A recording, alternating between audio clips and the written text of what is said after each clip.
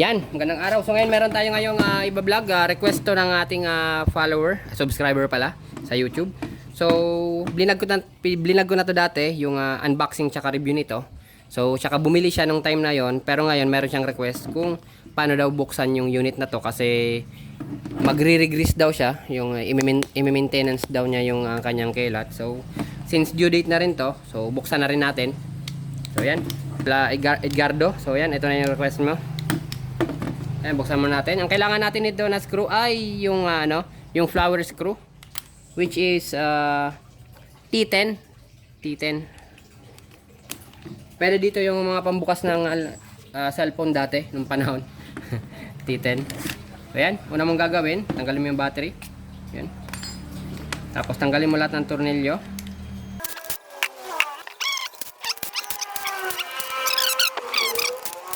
Impact driver nga pala to. Ulitin ko lang. So bali kailangan mong lagyan ng mga ganito kasi may mga nagko-comment din dito dun sa isa kong vlog kung paano daw ito magamit yung gagamitan ng mga socket. So marami namang nabibiling ganito sa Lazada. Yan, yung parang pwede ka na magsalpak ng mga socket. Yan. So yan. Tanggalan natin. So yan. Ito yung bearing ng likod. So para di ka magkamali, lalo na kung hindi ka kabisado, lagyan mo lang ng mark yung naka-point sa baba. Kasi minsan kahit pwede mo yung ibaliktad-baliktad, nakaset na yan yung pinaka-center ng bearing, baka pag binaliktad mo magbago yung niya posisyon. So yan, natanggal mo na lahat ng tornilyo. So next is tatanggalin mo muna tong clip. Yang clip sa baba. Kailangan mo tanggalin yan.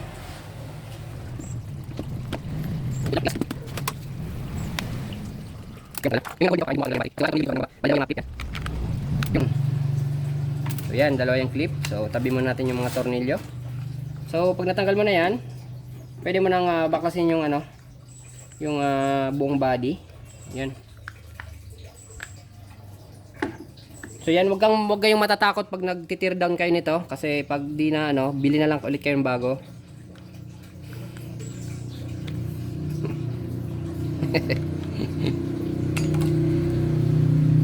So yan. Wag nyo palang testingin to na hindi nakakabit yung itong likod kasi hindi mag-center yung magnet, magagasgas yung niya, yung pinaka-armature. So yan. Natanggalan natin. Ito yung kanyang controller, yung trigger, ito yung inverter. Kailangan niya ng inverter kasi na to, brushless na to. Kita nyo wala na siyang brush. Meaning hanggat hindi nagkakaproblema tong mga loob niya, halos sa lifetime tong motor na to hindi masisira kasi walang carbon. So yan. Pangalawa na yung gagawin, tanggalin nyo tong motor. Yan. Kalasin nyo yan. Yan. Tanggal nyo na. So eto na, tatanggalin nyo na yan. Yan. Tatanggalin nyo to. Tapos lagyan nyo ulit ng marking. Yan, para hindi kayo magkamali. Isang guhit dito sa taas, tsaka tagos dito sa baba,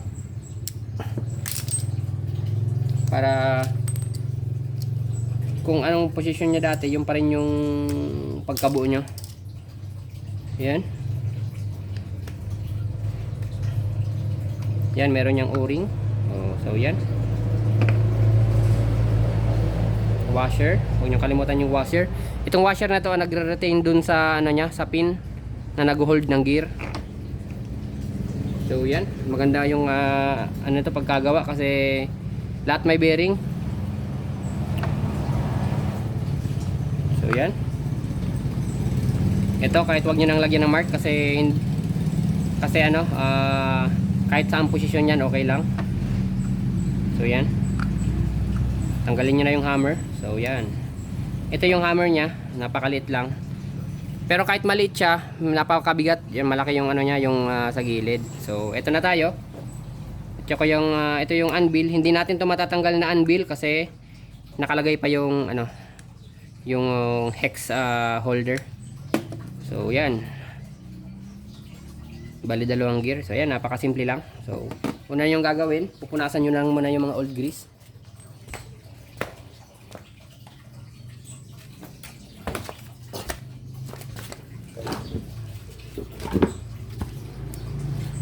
Yan, punasan nyo yung old grease. Kung pwede nyo hugasan ng gasolina, mas maganda.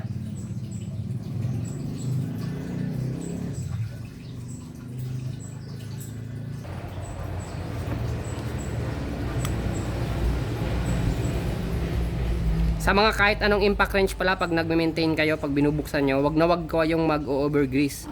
Kasi magkakaroon ng drag yung mga pyesa. Meaning, babawas yung persa ng impact niya kasi merong ano sa loob. Kasi yung grease, medyo malapot yon. Kaya, ano lang, yung tinatawag na ample amount lang. Tsaka ngayon, ipapakita ko na sa inyo ngayon kung anong tamang grease ang ginagamit sa mga impact wrench. Matagal ko na tong blinag na sinasasabihin ko na sa future vlog ko, sasabihin ko na yung pinakatamang grease para sa mga impact wrench. So yan. Ito ipapakita ko sa inyo. Wait lang, pakalinis ko nito. Ito yung tamang grasa na nilalagay sa mga impact wrench. Ang tawag dito ay moly grease or molybdenum disulfide grease. So yan. Mataas ang impact rate ng grease na to. So meaning kahit nag-i-impact yung mga grasa dito, hindi siya basta-basang naaalis sa mga contact point. So yan. Kita nyo yan. Yan. Ang pinaka main purpose talaga ng grease na to, halos ginagamit to sa CB axle ng mga kotse. So ito talaga yung tamang grasa para sa mga high impact application. So yan. Makita nyo.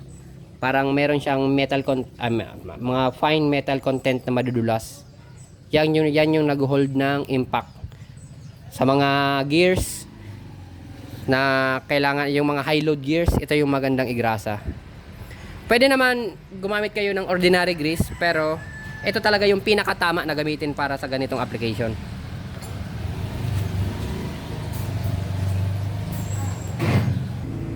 So yan. Isabay na rin natin grasahan yung maliit na bearing to, yung sa sleeve bearing niya, yung nag-hold nito. So dito sa bearing na to, ang gagamitin nating grasa ay yung ordinaryong high temp grease lang. So ano to, yung ordinaryong Caltex to, pero ang laman nito ay high temp grease. Ginamit ko lang yung case niya, yung blue. Kasi high speed kasi tong bearing na to, so meaning mas maganda gamitin dito yung mga pang high speed grease din. Dukitin nyo lang yung bearing ano nya. Yan. So yan. Kaso katulad niya, no, puno pa naman ng grasa, so wag na natin lagyan kasi meron pa siyang grasa na ano niya, yung kasabay sa pag-assemble niya. Okay pa naman. So yan, dito na tayo sa unit na. So lagyan na natin siya ng moly grease. Ang pinaka-nickname nitong grease na to is moly grease. So yan. Lagyan na niyo yung ano. Ito yung pinaka-importante dito, yung slider niya sa loob. Kailangan ma-pack niya talaga ng grease.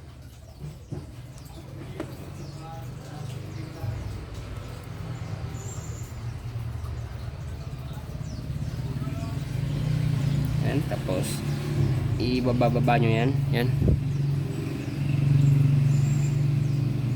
Tapos dun sa loob.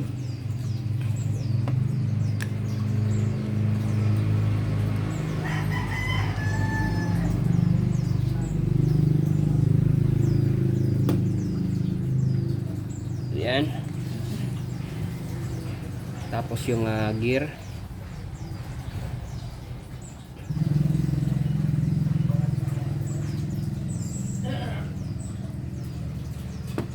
Yan, tsaka ito. Kunti-kunti lang ilagay nyo kasi hihina ng konti ang ikot niya pag in-overgrease nyo.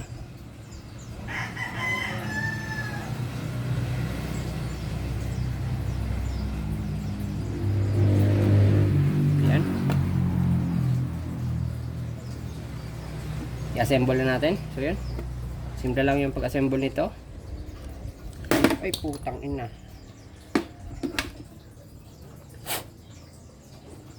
Nahulog pa. So yan. Lagyan yung pinakagitna kasi sasalpak yan dun sa ano, sa anvil na tinatawag. So yan, pasok. Yan, pakapasok nyo nun, pasok nyo na rin tong ano, tawag dito planetary gear.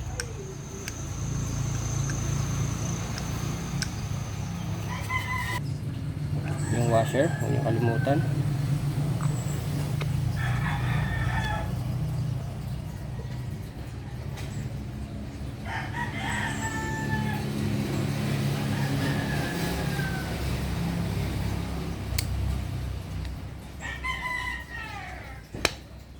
Yan. Okay, sakto na yung guhit natin. Tapos, ibalik na natin yan dito.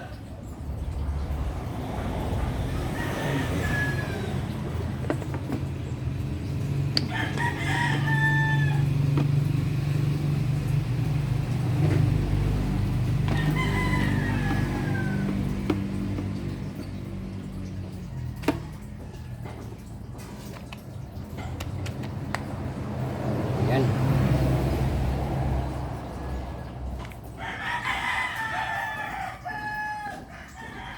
So, chinek up ko rin yung bearing na maliit dito sa likod.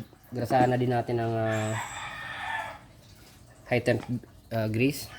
Kasi wala siyang grasa kasi ano na, high speed kasi itong part na to. So, yung sa unahan, di natin yun magagrasahan kasi merong harang.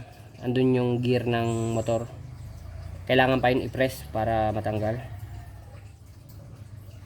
So, yan. Konting grasa lang naman kailangan ito. Tapos, lagyan nyo na ng takip. Yun. Make sure lang na hindi kayo magtitira ng grasa dito sa pinaka-paikot ng bearing kasi ang pine-prevent nyan is huwag siyang dumulas dito sa pinaka-case nya. Yan. Nalagay na natin yung yung lahat ng tinanggal natin parts. So lagay na natin tong cover. Ayan. So yan. Lagay nyo na rin to.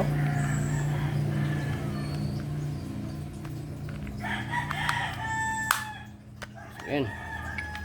Tanggal na. Tapos ibalik yung lock.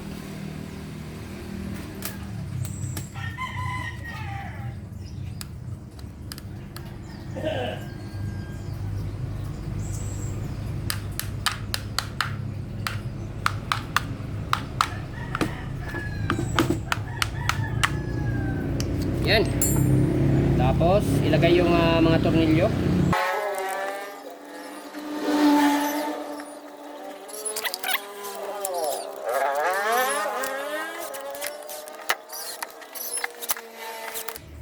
So yan, lagyan na natin. Testingin na natin yung unit. Ayan, testingin na natin.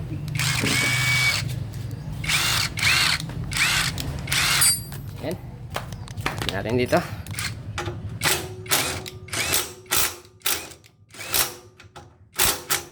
Yan. Yan. Yan, okay na. Maganda lang ikot niya. Mas pino na siya ngayon.